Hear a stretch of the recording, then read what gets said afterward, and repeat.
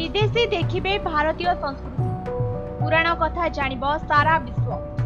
हरियाणा रे चली अंतर्जातीय सरस्वती महोत्सव। तेबे कौन यही महोत्सव आसंतु जानिबा। एही उत्सव गतकाली ठारू आरंभ होई आसंता फेब्रुआरी 2 तारिख जाए चलिब। हरियाणार कुरुक्षेत्र अंचल रे एही पर्वर उद्घाटन करिसेंती मुख्यमंत्री नायब सिंह सैनी। राज्य में पर्यटन स्थली को विश्व में परिचित कराइबाकू एहा ही ठीक समय। तेबे एहा एक अंतर्जातीय महोत्सव हेउथिबारु बहु विदेशी पर्यटक एठाकू आसिबे। एहा द्वारा देश में राजस्व आय मध्य बढ़िब।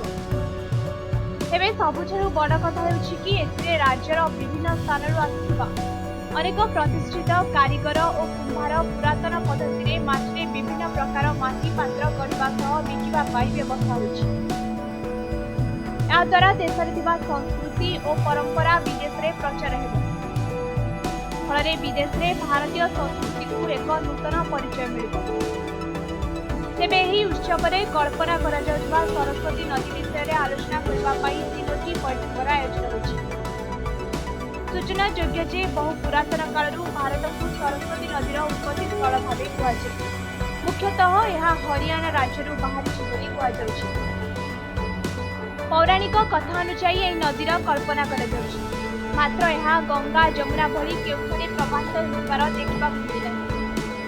एपरिकी त्रिवेणी संगम में गंगा और जमुना नदीर जल आसी एका संगे मिशिबार देखा जाए।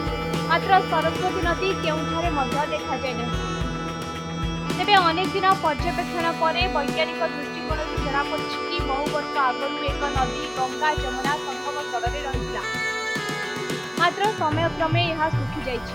तेबे निकट में यह नदी राजस्थान में पुनः देखा मिल पारे बोली आशंका करा जाइछि।